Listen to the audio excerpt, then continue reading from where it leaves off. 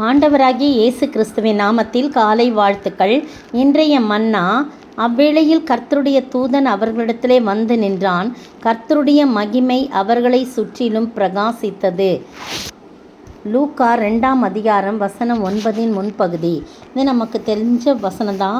பண்டிகை காலங்களிலே கிறிஸ்து பிறப்பின் பண்டிகை போது இந்த வசனங்களை அடிக்கடி டிசம்பர் மாதத்தில் இதை அடிக்கடி வாசிக்க நாம் கேட்டிருக்கிறோம்.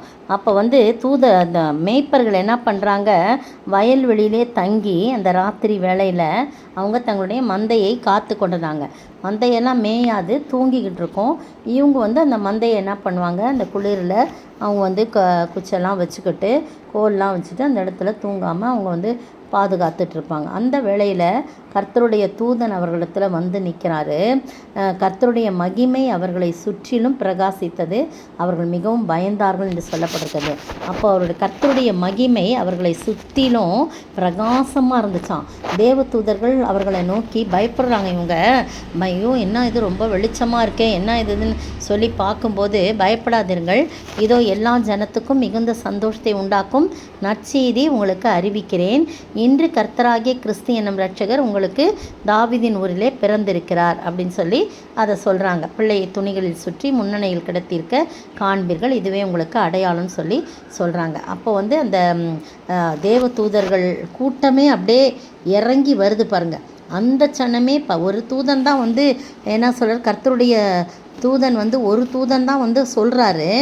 ஆனால் அந்த நேரத்தில் சொல்லும்போதே பரம சேனையின் திரளாக இருக்கிற தூதர்கள் தோன்றி உன்னதத்திலே தேவனுக்கு மகிமையும் பூமியிலே சமாதானம் மனுஷர் பிரியம் உண்டாவதாக என்று சொல்லி தேவனை துதித்தார்கள். அப்புறம் அவங்கெல்லாம் போயிடுறாங்க. போன பிறகு தான் மேய்ப்பர்கள் என்ன இப்படி நமக்கு போய் சொல்லியிருக்காங்களே, எவ்வளோ சந்தோஷமாக இருக்கும் இல்லையா.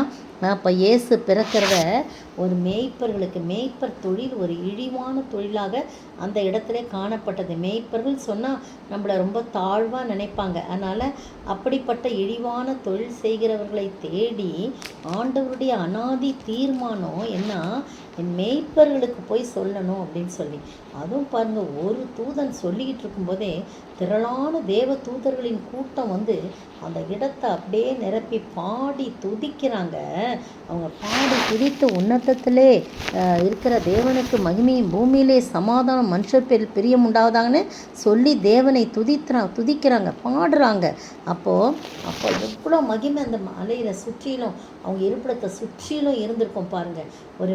இந்த தேவதூதர்கள் போய் ஒரு அரண்மனையிலையோ ஒரு பணக்காரவங்க வீட்லேயோ பணக்காரர்கள் குடியிருக்கிற அந்த பகுதியிலையோ போய் என்ன பண்ணியிருக்கலாம், வியாபாரிகள் மத்தியில் எவ்வளோ பேர் இருக்கிறாங்க இல்லையா, வசதி வாய்ப்போட அவங்கக்கிட்டலாம் சொல்லியிருக்கலாம்ல. இந்த மாதிரி கர்த்தராகிய இயேசு கிறிஸ்து என்னும் இரட்சகர் தாவீதின் ஊரில் உங்களுக்காக பிறந்திருக்கிறார், பிள்ளையை துணியை சுற்றி முன்னணியில் கிடைத்திருக்க காண்பீர்கள், இதுவே உங்களுக்கு அடையாளம்லாம் சொல்லியிருக்கலாம் அவங்ககிட்டலாம் போய். ஆனால் என்ன பண்ணல, அவங்கக்கிட்டலாம் சொல்ல. அதான் நம்ம தாழ்மையுள்ளவர்களை அவர் நோக்கி பார்க்க நம்மை சுற்றியில் அவர் பாதுகாப்பார். இழிவாக என்ன பண்ணுறோமா, மற்றவர்களால் ஏளனமாக என்ன பண்ணுறோமா, பயப்பட வேணாம். நம்மளை சுற்றிலும் அவருடைய மகிமையின் பிரசன்னம் இருக்கும், எப்போவுமே இருக்கும். அதனால் கவலைப்பட வேண்டாம். எல்லாராலும் நம்ம தள்ளப்பட்டவர்களாக இருந்தாலும், எல்லாராலும் இழிவாக எண்ணப்பட்டவர்களாக இருந்தாலும், நம்முடைய தொழில் ரொம்ப இழிவான தொழிலாக இருந்தாலும் கர்த்தருக்கு பயந்து உண்மையோடு அதை செய்யும்போது கர்த்தர் நமக்கு தம்முடைய மகிமையை நம்மை சுற்றிலும் பிரகாசிக்க பண்ணி அவரை தரிசிக்கும்படியான ஒரு பெரிய ஸ்லாக்கியத்தை நமக்கு தருவார். பாருங்க, தீவிரமாய் அவர்கள் எந்த நேரம் கடத்தில் உடனே அவர்கள் என்ன பண்ணுறாங்க, தேவதூதர்கள் போயிட்ட உடனே தீவிரமாய் மரியாளையும் யோசேப்பையும் முன்னணியிலே கிடைத்திருக்கிற பிள்ளையும் கண்டார்கள். அவர்களுக்கு தான் அந்த ஸ்லாக்கியம் முதலாவது கிடச்சிது. அதுக்கு பிறகு தான் சாஸ்திரிகள் மற்றவங்களாம் வராங்க. முதலாவது ஸ்லாக்கியம் இந்த இழிவாய் எண்ணப்பட்ட மேய்க்கும் தொழிலை உடைய மேய்ப்பர்களுக்கு தான் அவர்களுக்கு கிடைத்தது. இந்த ஸ்லாக்கியம் யாருக்கு கிடைக்கும், அவர்களுக்கு கிடைத்தது. அது மட்டும் இல்லை, அவர்கள் பிள்ளையை குறித்து தங்களுக்கு சொல்லப்பட்ட சங்கதியை பிரசித்தம் பண்ணினார்கள். மேய்ப்பர்களாய் இருந்தவர்கள் ஊழியக்காரர்களாய் சுவிசேஷர்களாய் மாறிவிட்டார்கள். மேய்ப்பரால் தங்களுக்கு சொல்லப்பட்டதை கேட்ட யாவரும் அவைகளை குறித்து ஆச்சரியப்பட்டார்கள். ஆச்சரியமாக விளங்கி கொள்ளாமல் சொல்லலை, நல்லா விளங்குற மாதிரி அவங்க சொல்கிறாங்க. எல்லாரும் கடைசியில் என்ன பண்ணுறாங்க, பார்க்குறாங்க. நாங்கள் கேட்டு கண்ட எல்லாவற்றிற்காகவும் தேவனை மகிமைப்படுத்தி கொண்டு துதித்து கொண்டே திரும்பி போனார்கள் என்று போடப்படுது. நீங்களும் நானும் கர்த்தருடைய மகிமை நம்மை சுற்றிலும் பிரகாசிக்கும் என்றால் அவருடைய மகிமையை குறித்து, அவருடைய மாட்சியை குறித்து நாம் மற்றவர்களுக்கு சொல்லாமல் இருக்க முடியாது. ஒரு நாளாகிலும் ஒருவருக்காயிலும் என் ஆண்டவருடைய மகிமையான பிரசன்னத்தை அவருக்கு சொல்ல வேண்டும், மற்றவர்களுக்கு சொல்ல வேண்டும். என் ஆண்டவருடைய வல்லமையை குறித்து அவர்கள் மற்றவர்களுக்கு நாம் சொல்ல வேண்டும். அவரே மெய்யான ஆண்டவர் என்பதை நாம் சொல்ல வேண்டும். அப்படி சொல்ல தவறாதபடி நம்மை குறித்து நம்மையும் ஒரு பொருட்டென்று நினைத்து நம்முடைய மகிமையை நம்மை சுற்றிலும் பிரகாசிக்க செய்தாரே, அந்த ஆண்டவரை நாம் பிரசித்தப்படுத்த வேண்டாமா?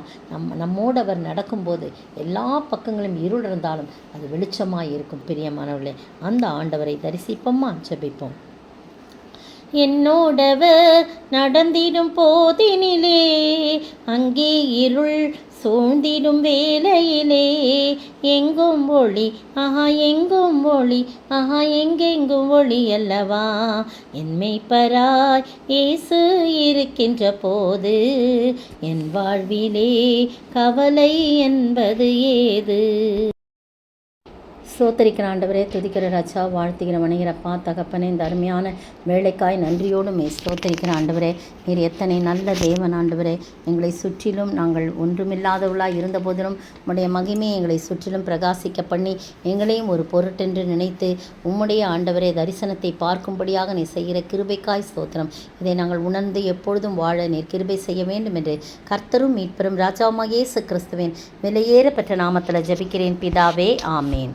இன்றைய பதில்: சுத்தமும் பிரகாசமான மெல்லிய வஸ்திரம் தரித்து கொள்ளும்படி அவளுக்கு அளிக்கப்பட்டது. அந்த மெல்லிய வஸ்திரம் பரிசுத்தவான்களுடைய நீதிகளே. வெளிப்படுத்தல் விசேஷம் 19ஆம் அதிகாரம் வசனம் 8. இன்றைய கேள்வி: எந்த நாமம் அவருடைய எதன் மேலும் எழுதப்பட்டிருந்தது? எந்த நாமம் அவருடைய எதன் மேலும் எழுதப்பட்டிருந்தது?